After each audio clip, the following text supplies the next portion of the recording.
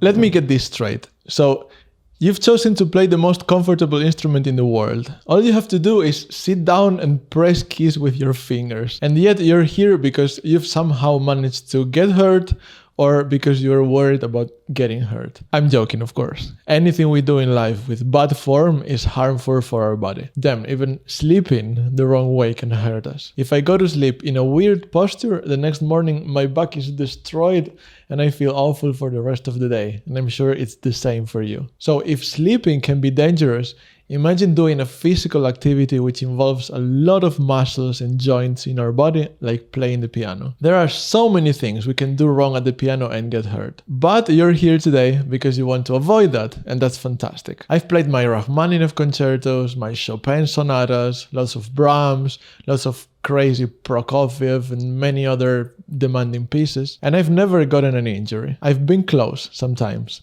but I've always learned how to avoid it. I could avoid getting hurt because I've studied with wonderful teachers and concert pianists who played the same repertoire as I did in a safe and healthy way. And now I'm passing that knowledge to you. So here are my 10 golden rules to avoid getting hurt at the piano. Rule number 0.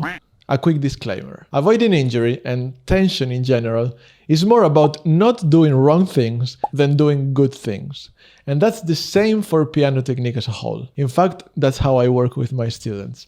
They do a weird thing, I say, stop doing that weird thing, and suddenly everything works. For example, one of my students is a professional jazz pianist. He came to me asking for help with some tension issues. His forearms used to hurt after playing for a while, and he also struggled with fast passages for the same reason. After a few months of working together, his tension is totally gone, nothing hurts, and he can play with way more freedom too. By the way, if you wanna be my student, I still have a few open spots. I'll leave you some info in the description box if you wanna apply. Anyway, we fixed all his tension issues mostly by spotting things he was doing that he shouldn't be doing, and not the other way around. What I want to say is, don't believe every advice you see on the internet. There are some creators you can fully trust who are wonderful pianists apart from great teachers. They usually talk about how to solve specific technique challenges in specific pieces, and that's fantastic. But if you see someone talking in absolute terms, like you have to use your arm weight for everything instead of moving your fingers, or you have to rotate your forearm instead of moving your fingers, in that case at least you should raise an eyebrow. And now you may be thinking, wait a minute, so you just said you're gonna give me 10 golden rules, and now you tell me not to trust anyone talking in absolute terms? Great question. I've also said that avoiding injury is about not doing wrong things. So I'm not gonna tell you what to do. I'm gonna tell you what not to do that you're probably doing. So let's get started. Rule number 1. Have you seen how Yuja Wang seems to block her wrist when she's playing fast passages?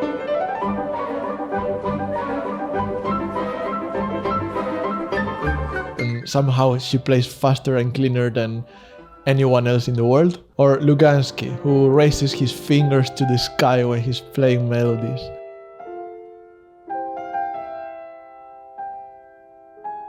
Or Martha Argerich.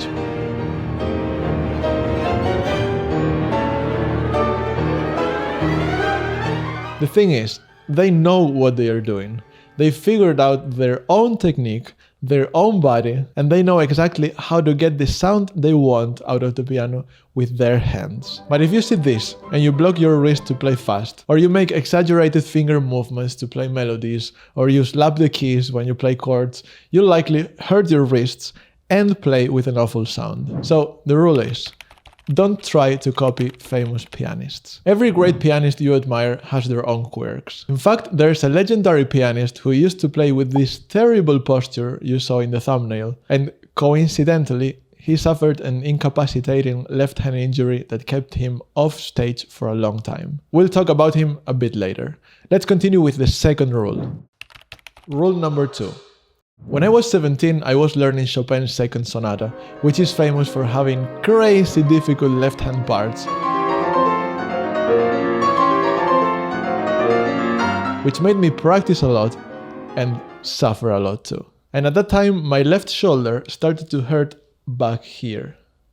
Not much at first, but it got worse, and at some point it felt like a tiny fork stabbing me right here every time I played. I tried stretching, I tried swimming, I tried going to physical therapy. Nothing helped. So I told my teacher. And with the classic sarcastic tough love of all the generation Russian piano teachers, she looked at me and she said, "Of course it hurts. I tell you 30 times every lesson to stop raising your shoulders." And that moment, something clicked in my mind. So she told me to relax my shoulders 30 times in 1 hour of lesson. And at that time, I was practicing for 4 hours a day, 7 days a week, which means there were 840 times a week that I was tensing up my shoulder and not doing anything about it. So rule number 2 is, don't forget to check your posture when you're practicing. Always check your posture like you check your mirrors when you're driving. Constantly and with full attention. The more often, the better. And don't make the same mistake I made. I knew the theory, I knew that I had to relax my shoulders, but I wasn't paying attention to it. And after this video, you'll know the theory too. But you'll have to put it into practice by treating your posture like your car's mirrors. Alright, so from the same story with my teacher, we can also learn rule number 3. During my piano career, I've spotted 3 specific situations that are potentially dangerous for our health. Smoking, wrong video. 3 specific piano-related situations that are potentially dangerous. Learning new pieces from scratch, practicing hard passages, like that left hand of the Chopin Sonata, and playing with other people. Do you know what these 3 things have in common? If you thought looking at the score while playing, you're correct. So if you think about it, our head's natural position is slightly tilted down so that we can look straight. So what happens to our shoulders when we look up? They also go up naturally for whatever reason. So when you're playing and looking up to the paper in front of you and down and up and down and up, this happens.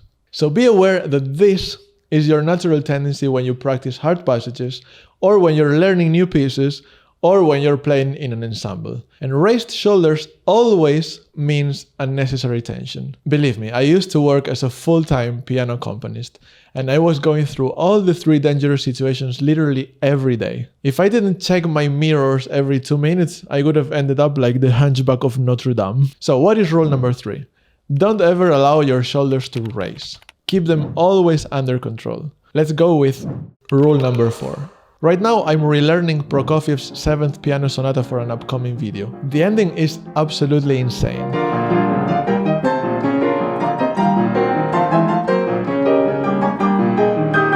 You have to basically play as loud as you physically can while jumping crazy distances, all with your hands wide open, which adds an extra layer of tension. And of course, I'm looking at the score and checking the text before I'm confident that I have it in my memory. So that's basically all risk factors together. So how long do you think I can work on that passage before I need to stop and rest?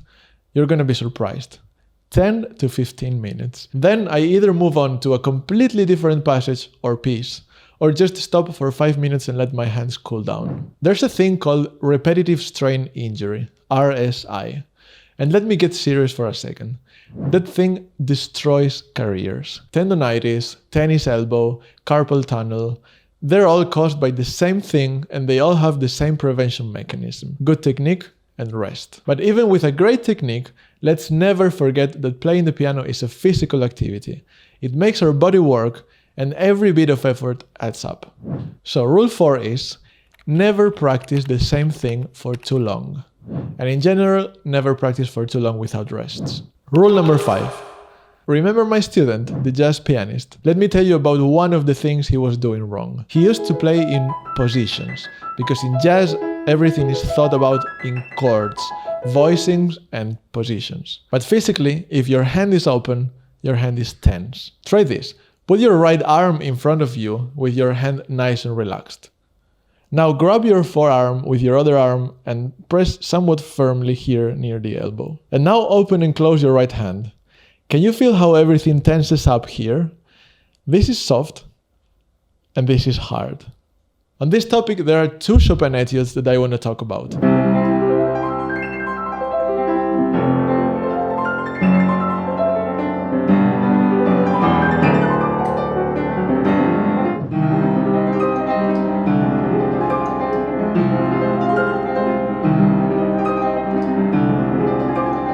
They are commonly called waterfall and ocean respectively, but I like to call them destroyer of hands number 1 and destroyer of hands number 2. They'll absolutely wreck you if you don't know what you're doing. In both cases, we have our pages in wide positions. So if you try to keep the same open hand shape and move it up and down the keyboard,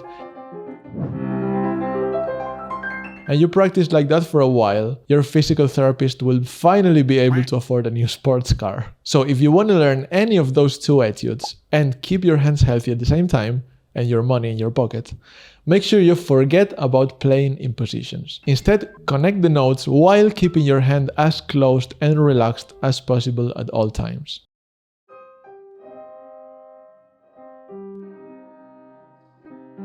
So rule number 5 is, don't open your hand more than necessary. And of course there are pieces that force your hand open during long and hard passages, like the Prokofiev I showed you earlier. In that case, follow rule number 4 and don't practice those passages for too long. Rule number 6.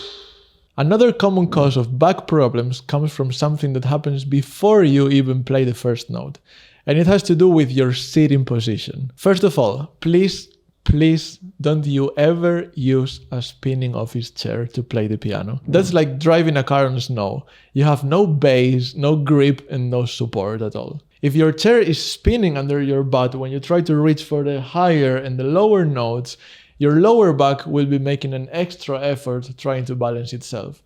And that's pretty bad. And also, don't use a hard chair without any padding, because you'd end up with a square butt after an hour of practice. Your chair has to be stable, sturdy, and comfortable. And now let's talk about how high we should sit. As a general rule, when you sit at the piano, your elbows should be at least at the level of the keys.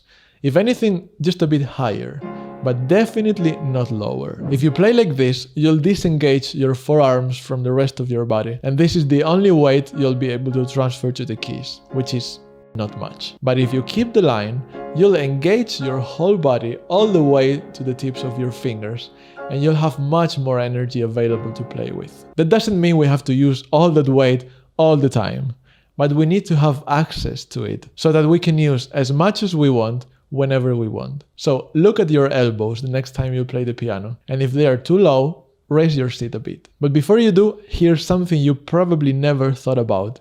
We don't adjust our chair up and down. We adjust it diagonally. The higher we sit, the further away we have to be to. Otherwise, if you just raise the chair without moving back at the same time, your head will have to bend downwards the higher you go. And again, you'll end up like this guy. When the seat goes up, the chair always moves back at the same time. So finally, rule number 6 is, don't sit too low or too close to the piano.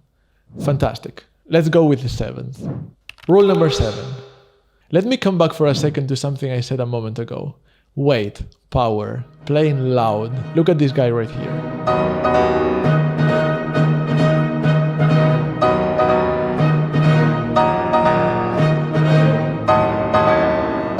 That's me a few years ago, playing Beethoven's Emperor Concerto with a full symphony orchestra behind me. They were loud, and as a soloist I had to fight against them and play even louder. In these situations we need to be extra careful, and even without the orchestra, if the composer wants you to play loud, you have to play loud.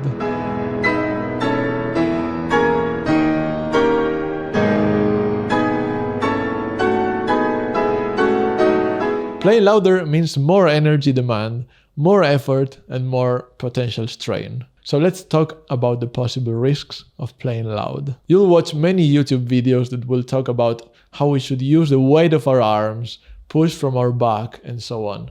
And they're right, in part. Playing loud is not about unga bunga, smashing the keys like a gorilla. That much is true. But if you try to just use your weight and drop your arms, you'll quickly discover that it's not enough. And then what you'll do is combine the weight of your arms and the unga bunga. And that's a first row fast track to an injury. Luckily, I've already made a video on the topic. Turns out there's a fantastic way you can basically multiply your arm's weight instead of letting it just drop on the keys, all without causing any strain. Anyway, rule number 7 is, don't try to play too loud unless you know what you're doing. But luckily, you'll know what you're doing after watching that other video, so this rule is just temporary.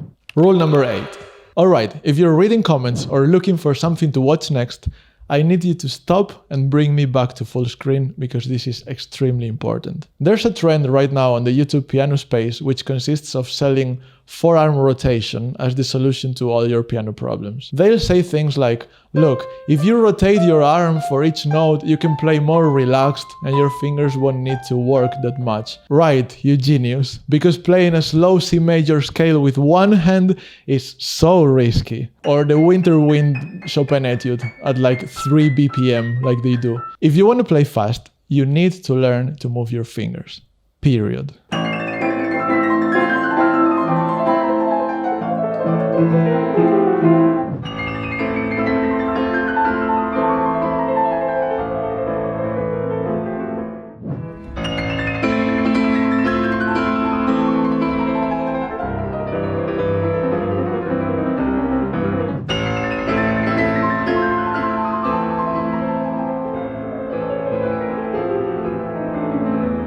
Your fingers are the quickest, most precise, and most sensitive part of your body. And now don't get me wrong, of course the forearms are involved in piano playing. Very involved, in fact. They give direction to the hands, they distribute the weight between the fingers, and they help a lot with layering and voicing because of that. But no, they cannot do the fine work that our fingers are supposed to do. And if you try to play like this, you will get hurt. Because you're adding an extra movement that shouldn't be there. A repetitive movement, in fact, which will create tension, and repetition plus tension creates what? You guessed it right. Repetitive strain injury. Rule number 4. So that's our 8th rule. Don't use forearm rotation instead of your fingers. Learn to use your fingers. Alright. 2 more rules to go. Let's keep going. Rule number 9. You've probably heard that you have to play relaxed, right? Relaxed arm, relaxed wrist, relaxed everything. And that's correct in part, but many of you guys overdo it. And your joints are so relaxed that they basically collapse when you play.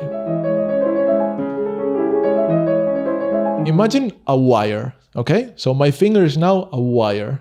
A wire is solid, but at the same time it's flexible. So I can put it in any position I want, because it can hold itself. This is the wrist and the joints of a professional pianist. They do like this, look. Whoop, whoop, whoop. And these are your wrist and your knuckles. They are so relaxed, so freaking relaxed, that they can even hold their own weight. I cannot play the piano with a hand like this. And you may be wondering, how exactly is this harmful? Well, because you'll overcompensate for your lack of solidity with tension. So you'll play a chord like this. Your joints will collapse, and the next time you'll tense everything up from this position to try and be more solid. And then you'll try to play faster and louder from this horrible tense position, so you'll get even more tense and your hands will start to hurt before you can even play 5 BPM faster. So do this exercise. Hold your forearm with your other hand and let your hand fall limp. Do you feel it? This is exactly how you should not play. Now, leave the other hand alone. I want you to experiment with the flexibility of your wrist. Look, move your fingers. Now, bend your wrist slightly. And keep it there and move your fingers. And now bend it the other way and move your fingers. Do it a couple of times in different positions. You don't need tension to hold your hand in place, but your fingers definitely need that stability. The word is not relaxation. The word is plasticity. So the next time you sit at your piano, ask yourself, are my wrist and my knuckles actually supporting my fingers, or are they collapsing because they are not solid enough? I'll leave you with that thought. So rule number 9, don't let your joints collapse, especially your wrists and your knuckles. Keep them flexible but solid, and they'll act as a nice support for your fingers. Rule number 10.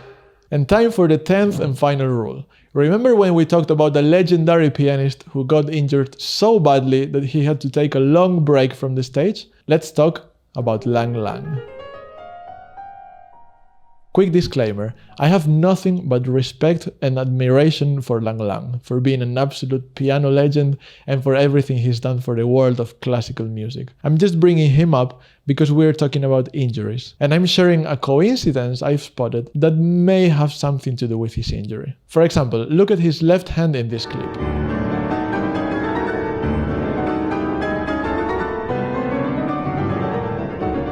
And now look at this other clip.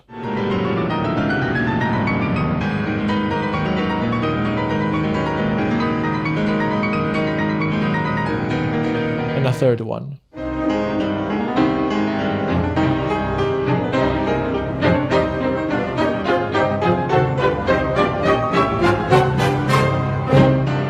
Let's analyze what he's doing.